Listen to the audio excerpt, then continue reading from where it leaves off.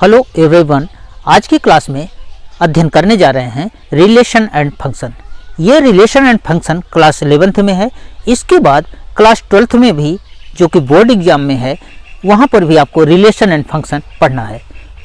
Relation and function से बहुत ही अच्छे क्वेश्चन बोर्ड एग्जाम में पूछे जाते हैं। अर्थात अच्छा मार्क्स लाने के लिए आपको class 11th and class 12th का जो चैप्टर रिलेशन एंड फंक्शन है, इसे अच्छे ढंग से पढ़ना बहुत ही अनिवार्य है।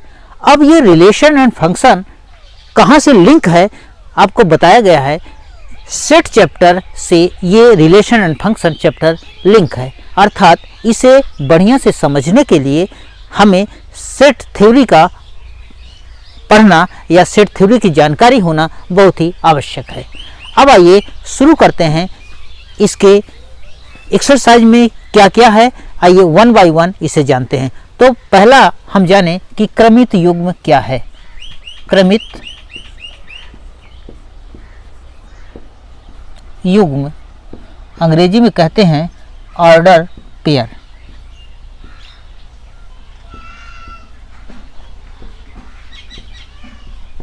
ऑर्डर पेयर,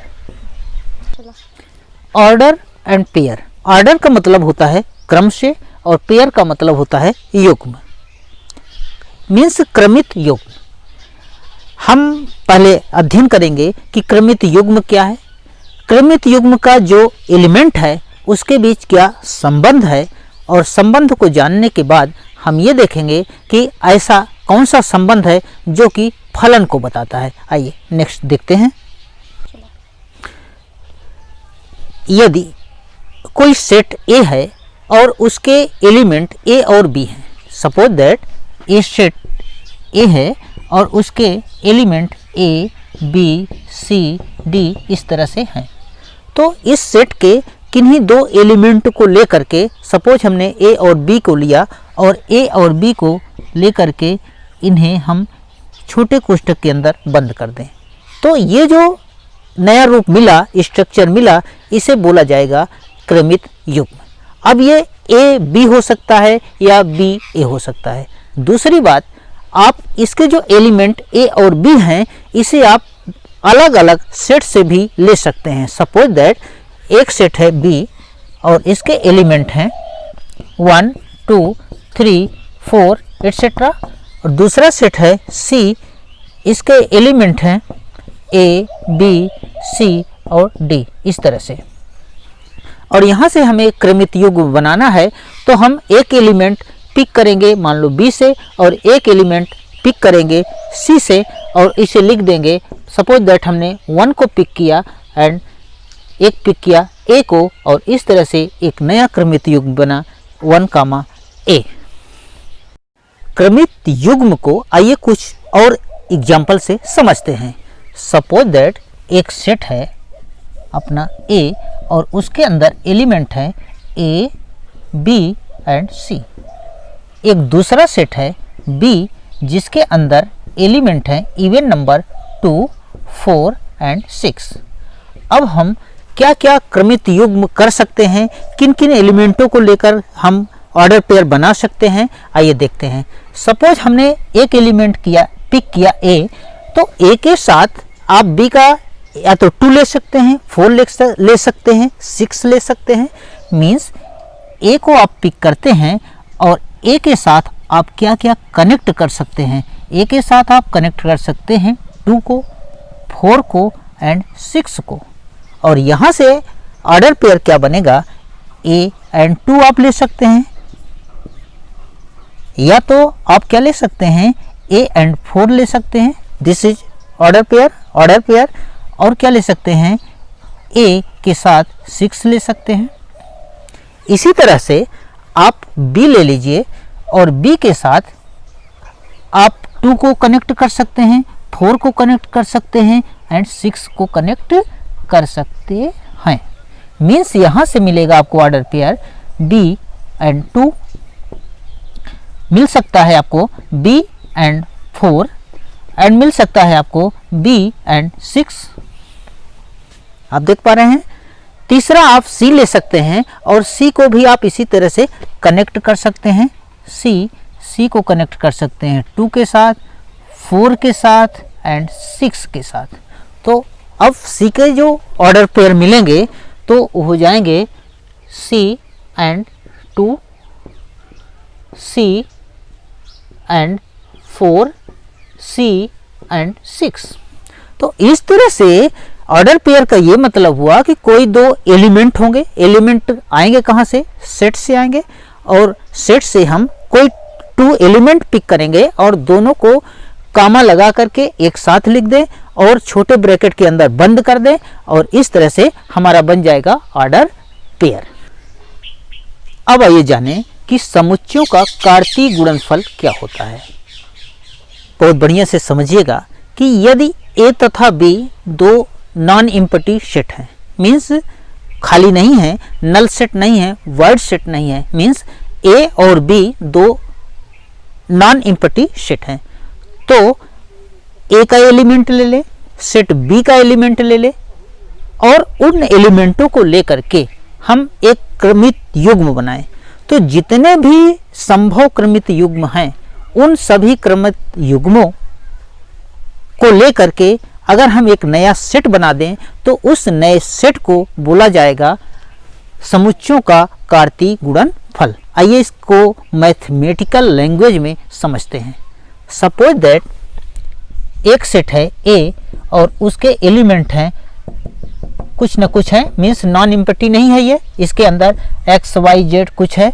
दूसरा सेट है B और इसके अंदर y एंड समथिंग, इस तरह से कई एलिमेंट हैं। तो सेट A के एलिमेंट लें, सेट B के एलिमेंट लें और इन एलिमेंटों को लेकर एक नया क्रमित युग्म तैयार हो जाएगा। क्रमित युग्मों को हम नए सेट के अंदर रख दें तो बनने वाला जो सेट होगा वह बोला जाएगा समुच्चयों का कार्तीय गुणनफल, और इसे हम A क्रॉस B से प्रस्तुत करेंगे। Means A cross B equal x Y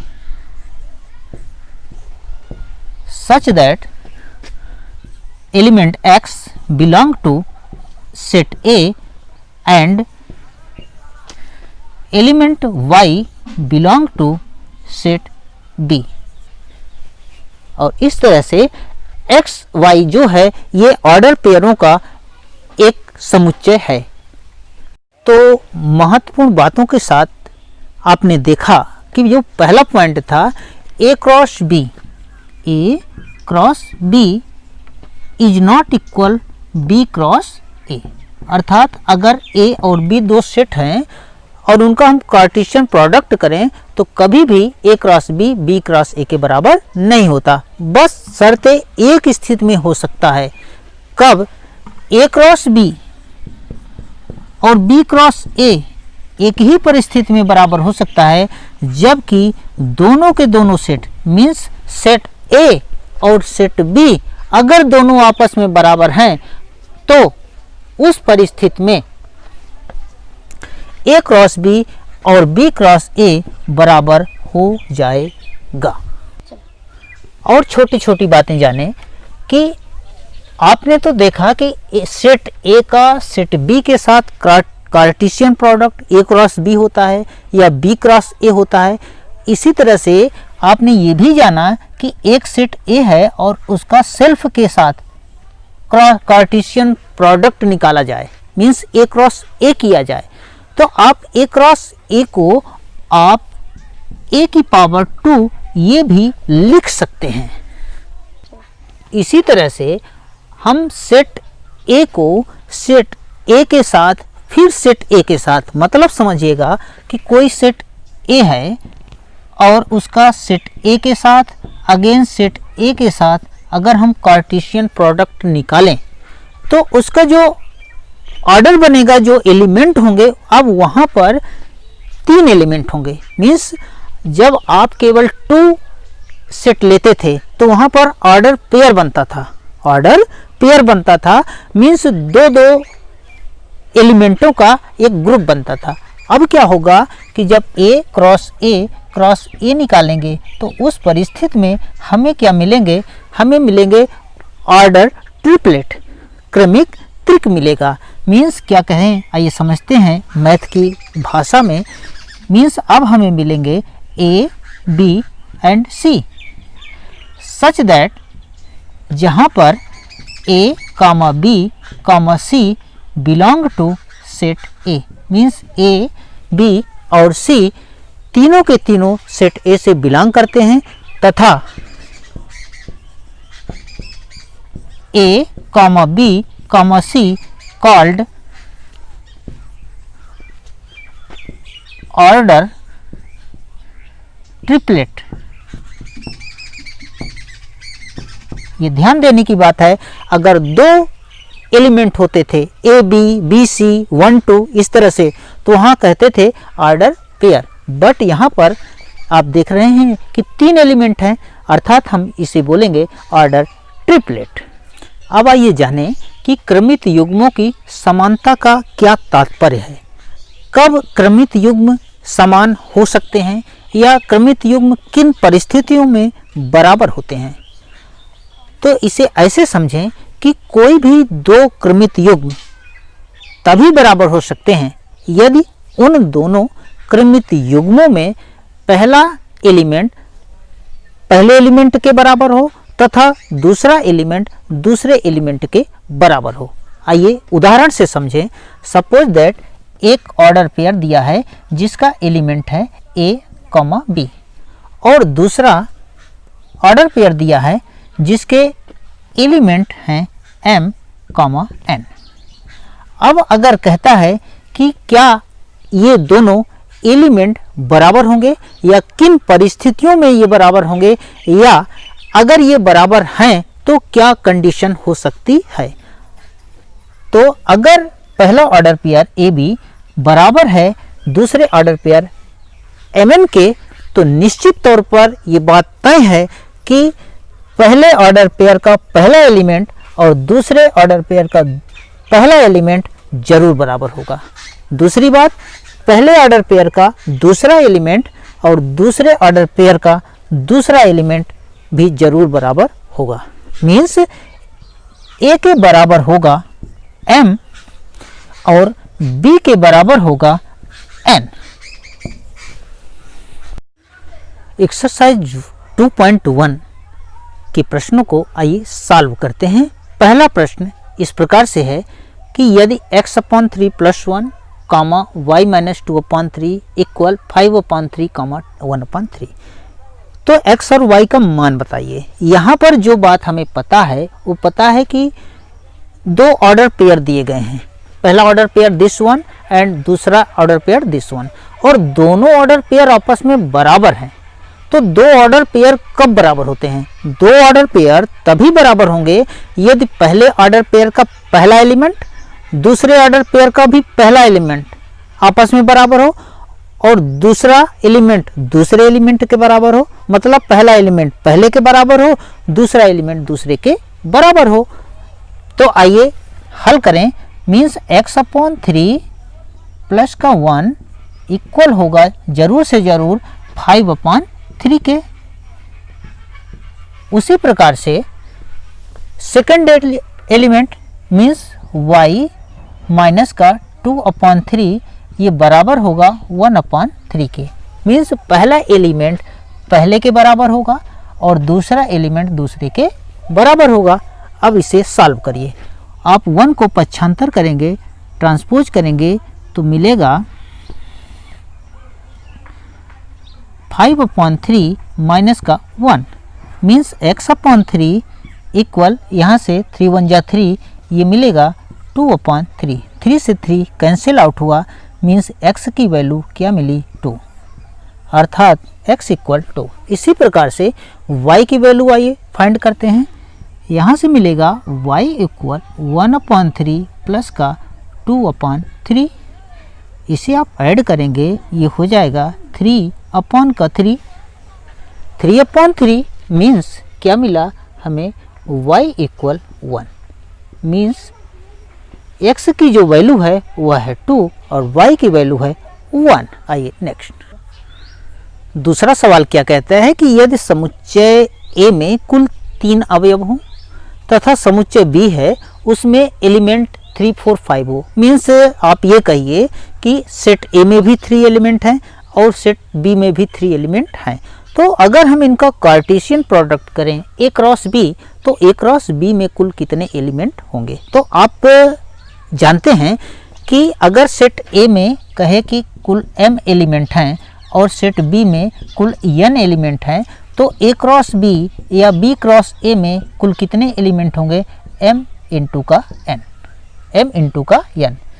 अब आप देखें यहाँ पर इस सवाल में m की जो वैल्यू है सेट a के अंदर m की जो वैल्यू है वो है 3 और n की वैल्यू सेट b के अंदर है 3। 3 एलिमेंट हैं 1 2 एंड 3। तो a क्रॉस b में कुल कितने एलिमेंट होंगे, कुल एलिमेंटों की जो संख्या होगी m इंटू के n के बराबर होगी। मीन्स कितनी होगी 3 इंटू का 3 यानी कुल 9 एलिमेंट होंगे आंसर। नेक्स्ट क्वेश्चन क्या कहता है कि अगर G और H कोई दो सेट हों और सेट G के अंदर दो एलिमेंट 7 एंड 8 है और H के अंदर 5 4 एंड 2 है, तो G क्रॉस H क्या होगा और H क्रॉस G क्या होगा। मीन्स हमें Cartesian product between G and H find करना है। तो पहले आए G क्रॉस H को समझते हैं। G क्रॉस H का ये मतलब है कि हम पहला एलिमेंट सेट G से लेंगे और दूसरा एलिमेंट सेट H से लेंगे और उनका हम ऑर्डर पेयर बनाएंगे और सभी ऑर्डर पेयर को कर्ली ब्रैकेट के अंदर रख देंगे। तो देखें पहला एलिमेंट G से मीन्स क्या लेंगे, आप क्या क्या ले सकते हैं, 7 एंड 5 ले सकते हैं। फिर आप ले सकते हैं 7 4 ले सकते हैं। फिर आप ले सकते हैं 7 2। इसी तरह से फर्स्ट एलिमेंट आप 8 भी चूज कर सकते हैं। तो आप क्या बनाएंगे 8 5 पहला ऑर्डर पेयर। फिर ऑर्डर पेयर आप बना लेंगे 8 4 फिर आप बना सकते हैं 8 2 और इस तरह से सभी ऑर्डर पेयर को आप एलिमेंट मानेंगे और एलिमेंट मानते हुए इनको कर्ली ब्रैकेट के अंदर बंद कर देंगे। अब आप देखेंगे कि कुल एलिमेंटों की संख्या कितनी होगी। यहाँ पर है m की वैल्यू 2 एंड n की value 3। Means m into n 2 into 3 6। क्या 6 एलिमेंट मिल रहे हैं 1 2 3 4 5 एंड 6। और आप देखेंगे कि पहला एलिमेंट आपका सेट G से होगा, दूसरा एलिमेंट सेट H से होगा। इसी तरह से H क्रॉस G निकालें। H क्रॉस G का ये मतलब है कि हम ऑर्डर पेयर बनाएंगे जिसमें पहला एलिमेंट सेट H से लिया जाएगा और दूसरा एलिमेंट सेट G से लिया जाएगा। तो आप पहला एलिमेंट 5 को पिक करें तो 5 को 7 एंड 8 के साथ ऑर्डर पेयर बनाएंगे। मीन्स बनेगा 5 7 फिर बनेगा 5 8।